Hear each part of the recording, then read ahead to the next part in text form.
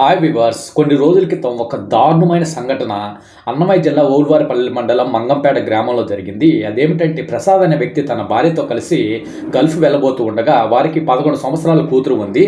ఆ అమ్మాయిని తన భార్య సొంత చెల్లెల వద్ద ఉంచి జాగ్రత్తగా చూసుకోమని చెప్పి వాళ్ళు కోవిడ్కి బయలుదేరారు.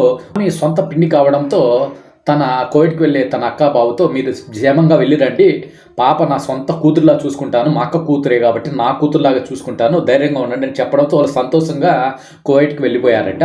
ఒకరోజు ఆ పాప మంచం పైన నిద్రపోతూ ఉండగా ఆ పాప పిన్ని మామగారు అంటే భర్త తండ్రి గారు ఒక వృద్ధుడు అతను వచ్చి ఆ అమ్మాయి పక్కన పడుకొని కేకలు వేయకుండా నోరు మూసిపెట్టి అత్యాచారానికి పాల్పడ్డాడట.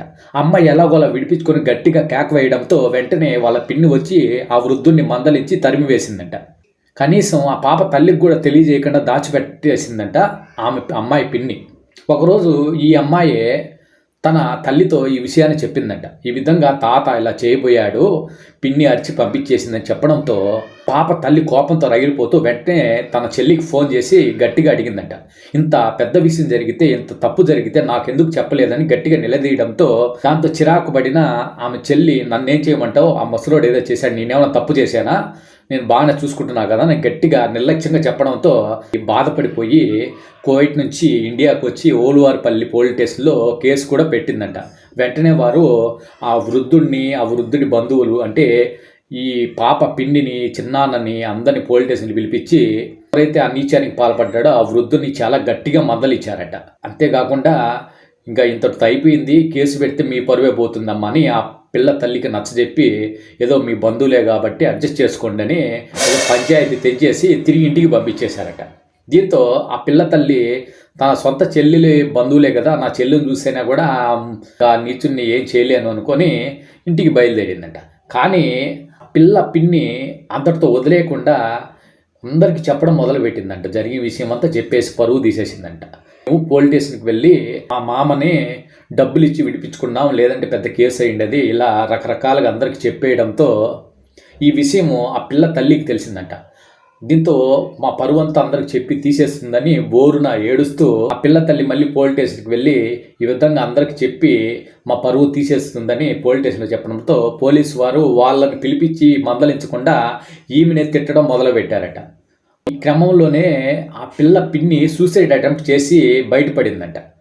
ఈ పోలీస్ స్టేషన్కి వెళ్ళినప్పుడు ఈ విషయాన్ని పోలీసు వారు మేము లంచం తీసుకున్నామని అందరికి చెప్పావు, అంతేకాకుండా మీ చెల్లెలు సూసైడ్ అటెంప్ట్ కూడా చేసింది, ఈ కేసులన్నీ పెట్టామంటే నువ్వు కోవిడ్కి కూడా వెళ్ళలేవని బెదిరించారట.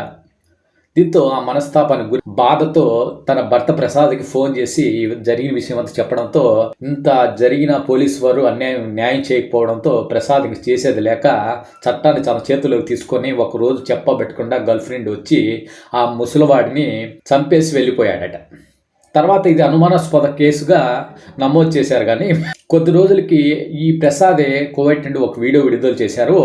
ఆ ముసలివాడిని చంపింది నేనే, ఎందుకు చంపాను, విషయాలు ఏమిటి, తను ఎందుకు చంపాననే విషయం ముఖ్యంగా చెప్పింది ఏంటంటే, మేము పోలీస్ స్టేషన్ న్యాయం కోసం పోలీస్ స్టేషన్ మెట్లు ఎక్కినప్పుడు ఒక చిన్న పాపకి ఇంత అన్యాయం జరిగితే పోలీసు వారు స్పందించకపోగా లంచం తీసుకొని కేసు పెట్టకుండా ఆపేశారని, తర్వాత మా భార్య వెళ్ళి మళ్ళీ అడిగితే మా భార్యనే తిరిగి బెదిరించారని ఇలా ప్రసాద్ ఒక వీడియో కూడా విడుదల చేశాడు.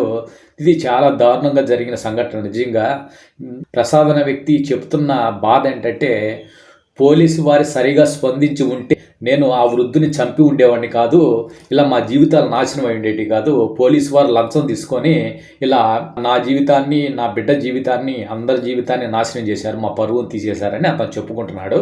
సో ఘోరాలు మళ్ళీ జరగకుండా పోలీసు వారు కఠినమైన చర్యలు తీసుకోవాలని మనస్ఫూర్తిగా వేడుకుంటున్నాను, న్యాయం చేయగలగాలని కోరుకుంటున్నాను. సో ఈ వీడియోలను చూసిన వారందరూ మీ ఓపిక కామెంట్ రూపంలో ఖచ్చితంగా తెలియజేయండి.